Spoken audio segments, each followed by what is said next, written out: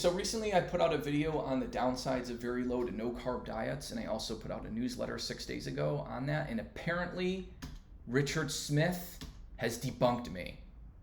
So let's actually get into this and actually see if he has any legs to stand on with his debunking.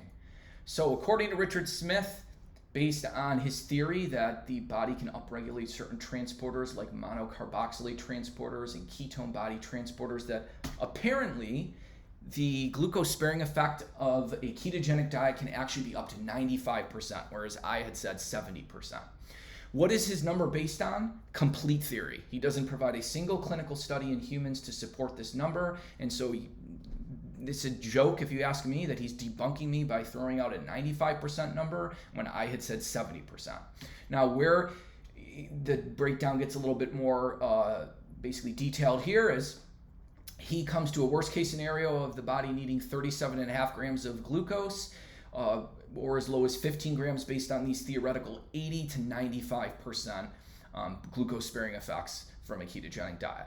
Now, I had 46 grams of glucose. He had 15 to 37.5, so I'm not sure how less than 10 grams of glucose is debunking me, but let's actually look at your numbers to see if these are even appropriate to use. So these are the actual studies that I looked at to get 70% of glucose sparing. Now, I shouldn't even have used 70% because that is in prolonged fasting studies. The actual ketogenic studies are 33 to maybe 50%, but they're more shorter midterm duration. So I was giving the ketogenic world the benefit of the doubt in basically going off of the prolonged fasting studies, which indicated a 60 to 70% brain glucose sparing from those studies.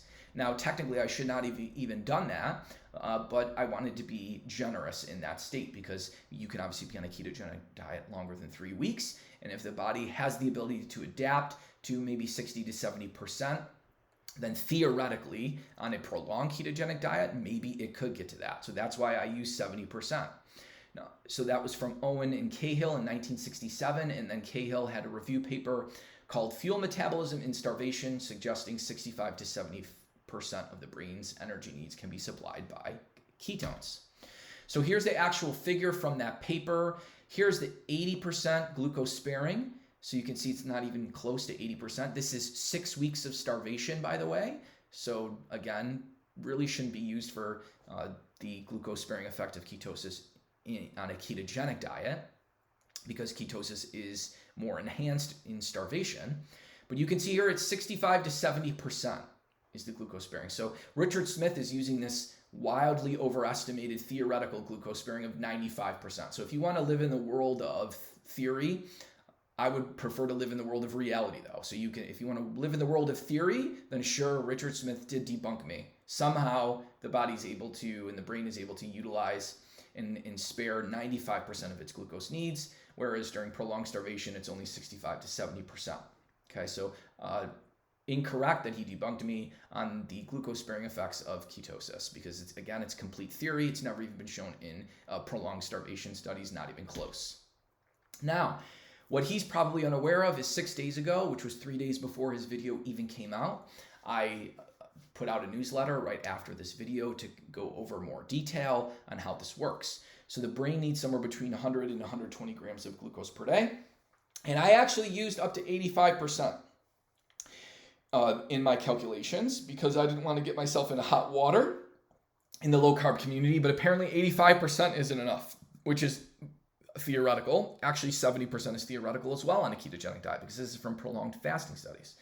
So based on overinflated estimates of theoretical estimates of what the brain could potentially utilize, then the brain needs somewhere between 15 to 36 grams of glucose. Again, this glucose sparing effect in the brain has never been observed on a ketogenic diet, but better imaging studies on ketone utilization suggest this level of potential possibility. Never proven. But apparently I got into hot water by not using 95%. So the red blood cells need somewhere between 20 and 40 grams of glucose, which will depend on red blood cell volume, body size, and metabolic rate. 50 to 60% of the red blood cell glucose needs, though, can come from the Cori cycle. So during prolonged starvation, it's theoretical that could be 80%, but I think 60% is much more reasonable here. and I utilized a mid-range of 25 grams of glucose needed for red blood cells and a 60% sparing. So that means the red blood cells would still need about 10 grams of glucose on a ketogenic diet. And if you are actually saying that glycogen could maybe even make up 1 gram of that. So that means the red blood cells would need 10 grams, but this would drop it down to 9. It's possible that around 3 grams of the glucose from the brain can be spared via glycogen stores, but since we're already likely overestimating using a 70% theoretical maximum limit of 85%, I personally don't believe we should take into account glycogen stores. So if you add the 9 grams of glucose from red blood cells to the 15 to 36 from the brain utilizing the 70 to 85% estimate, we're still at 24 to 45 grams of glucose needed. Now, what Richard Smith fails to realize is there's many more tissues besides red blood cells in the brain that require glucose. And these numbers are on a prolonged ketogenic diet. So these numbers would be higher on someone that's not on a ketogenic diet. But for other tissues like kidneys, skeletal muscle, heart, testes, ovaries, intestinal cells, immune cells, the retina, etc., it combines to require anywhere from 18 to 45 grams of glucose on a ketogenic diet. It's more when you're not on a ketogenic diet.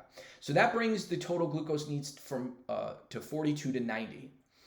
Now, for those glucose needs, however, around 5 grams of glucose can come from lactate recycling, 3 from stored glycogen, and 18 based on 200 grams of fat oxidation per day. So if we subtract that 26 grams of glucose, we need somewhere between 16 and 64.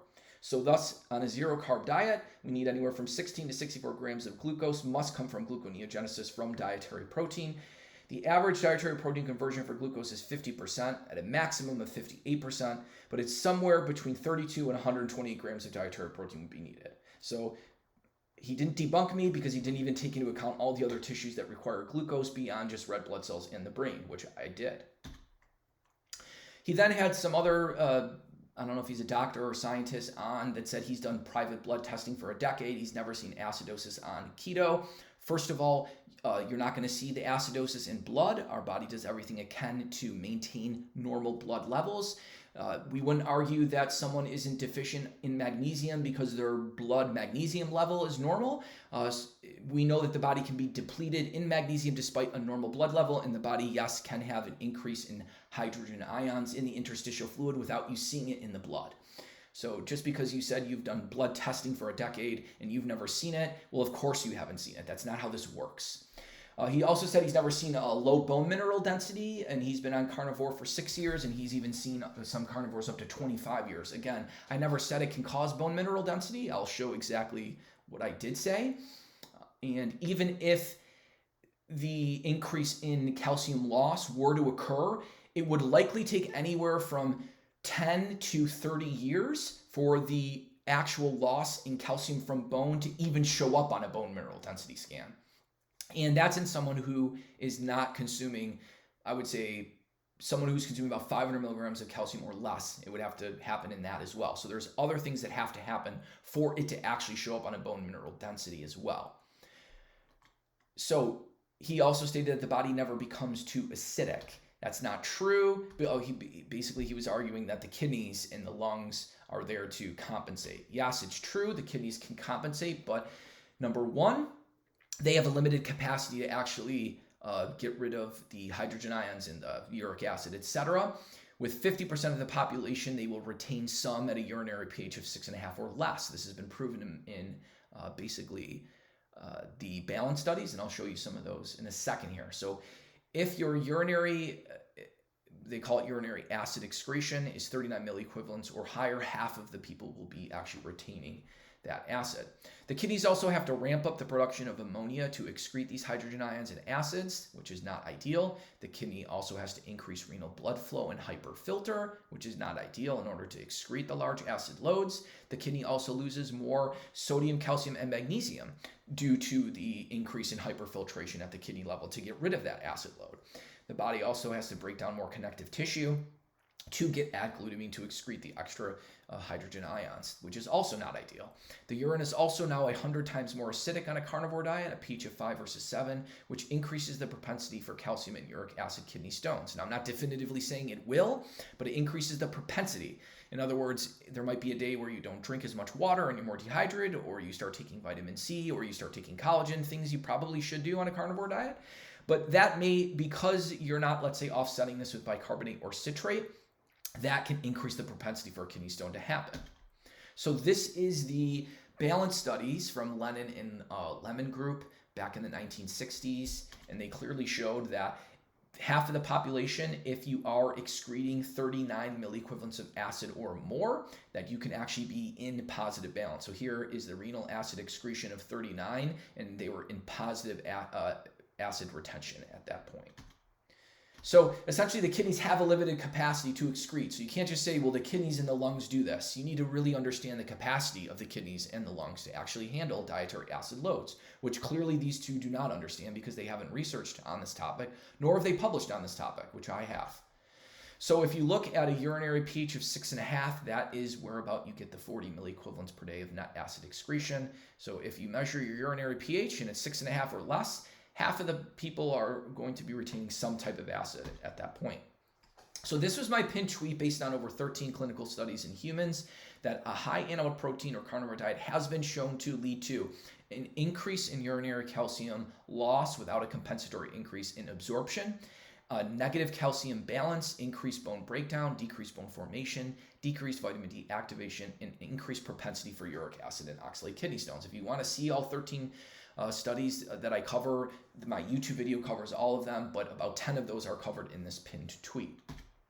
So then Richard Smith says, well, look at him. He's been on a ketogenic diet for years. He can bench press a lot and he can run a lot. And so my video had said that there can be decreases in vigorous exercise performance. And he's basically saying that he's been a high intensity or he's ran marathons, he's lifted weights. So that's not true. Let's actually look at the clinical studies testing prolonged ketogenic diets. So anywhere from 4 to 10 weeks on athletic performance. And let's see if it actually does have an inhibitory effect or not. Let's just let the data talk. So in this study, they looked at the effects of a high fat, moderate protein diet on submaximal, maximal, and supramaximal performance. And what they found is that perceived exertion was significantly higher during the high-fat group, so during this ketogenic group. Main time effects indicated that peak and mean power decreased significantly during the high-fat diet, but not in the control diet. So as you can see here, there's clear performance deficits. So despite significantly reduced respiratory exchange ratio, values in the high-fat, moderate protein group during the 45-minute cycling bout, workout output was significantly decreased by 18%. This was an adaptation to a 6-week high-fat, moderate protein diet in non-highly trained men, resulted in increased fat oxidation during exercise and small decrements in peak power output and endurance performance. So both power output and endurance. These deleterious effects on exercise performance may be accounted for in part by a reduction in body mass and or increased ratings of perceived exertion. Here's the second study. This was a 6-week non-energy restricted ketogenic diet on physical fitness, body composition, and biochemical parameters.